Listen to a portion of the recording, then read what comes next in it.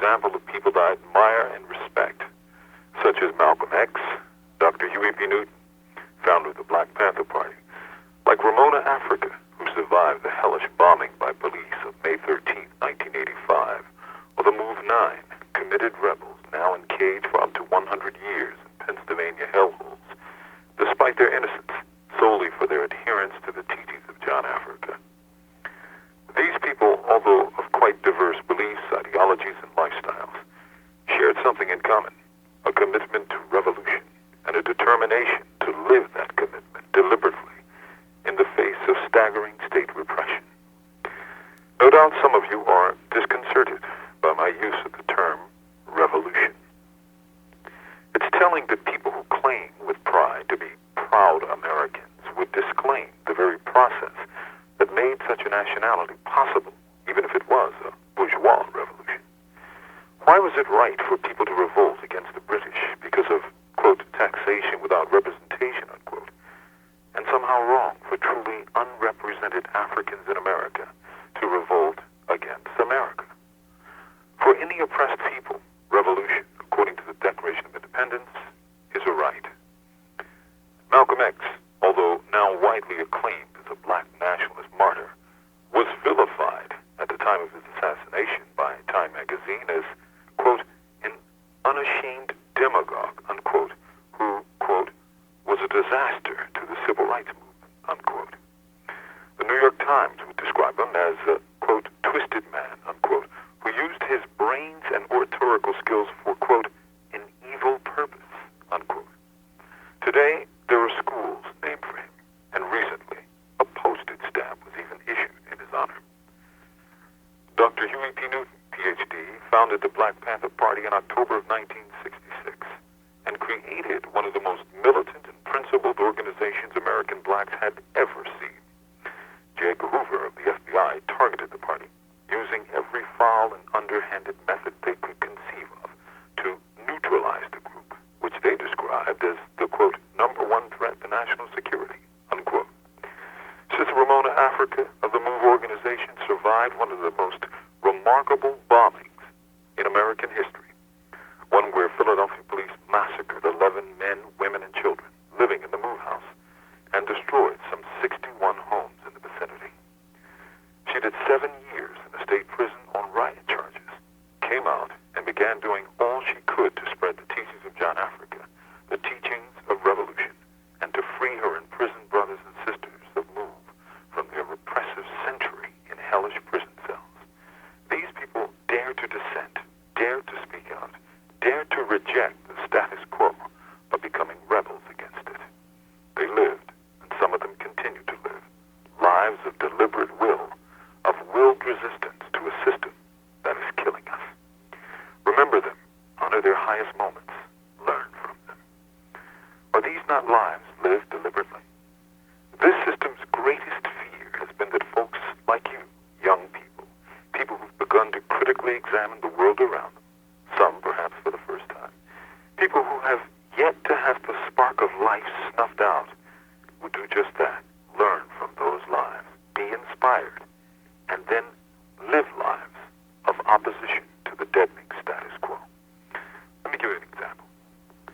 A young woman walks into a courtroom, one situated in the cradle of American democracy, that's Philadelphia, to do some research for a law class.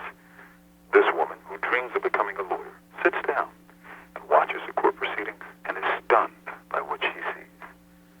She sees defendants prevented from defending themselves, manhandled in court, and cops lying on the stand with abandon. She saw the judge as nothing more than an administrator of injustice and saw U.S. law as an illusion. Her mind reeled as she said to herself, they can't do that, as her eyes saw them doing whatever they wanted to. Well, that young woman is now known as Ramona Africa, who lived her life deliberately after attending several sessions of the MOVE trial in Philadelphia. After that far, she knew she could never be a part of a legal system that allowed it, and she found more truth in the teachings of John Africa than she ever could in the law books, which promised a kind of justice that was foreign to the courtrooms she had seen. The contrast between America's lofty promises and the truth of its legal repression inspired her to be a revolutionary, one that America has tried to bomb into oblivion. What is the difference between Ramona Africa and you? Well, absolutely nothing, except she made that choice. Similarly, Huey Newton studied U.S. law with close attention when he was a student at Merritt Junior College in West Oakland, California.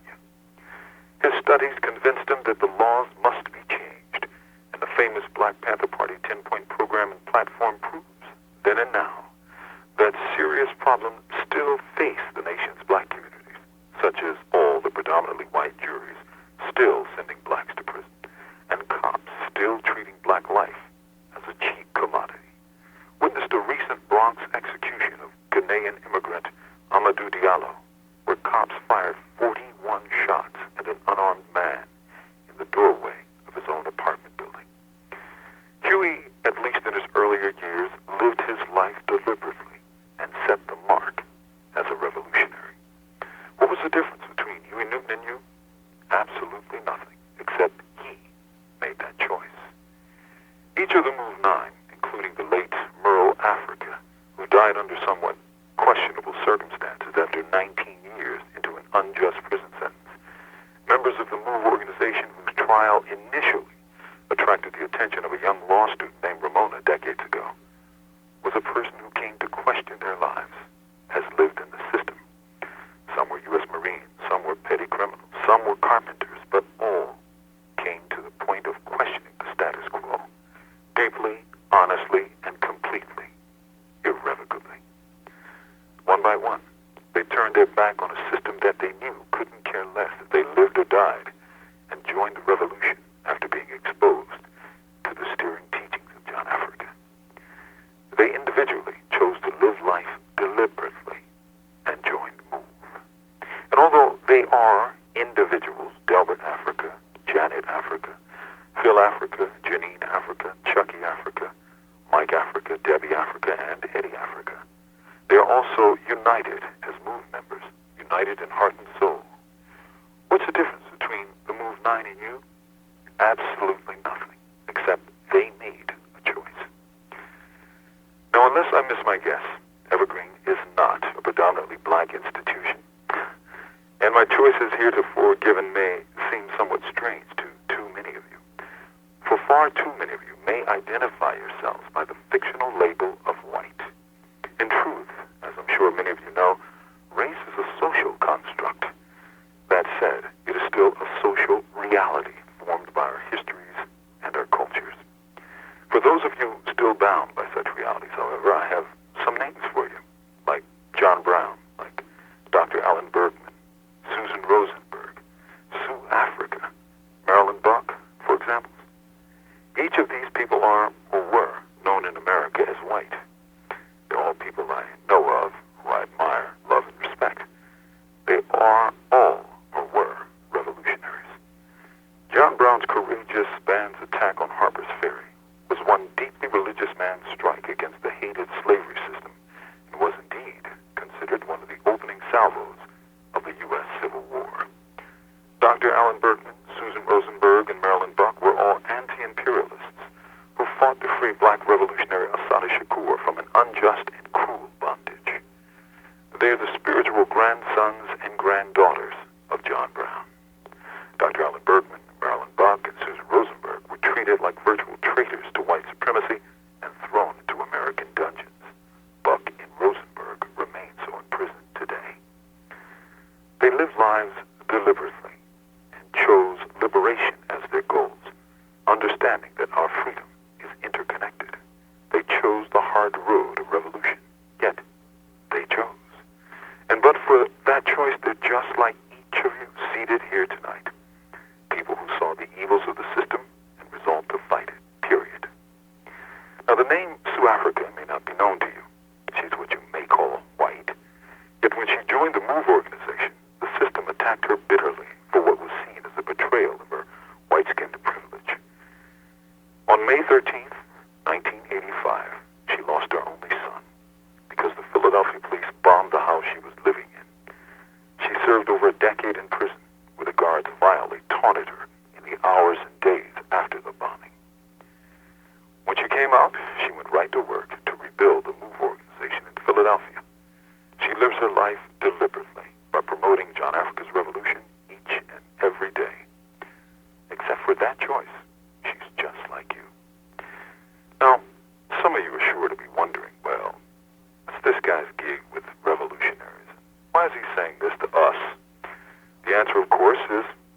not?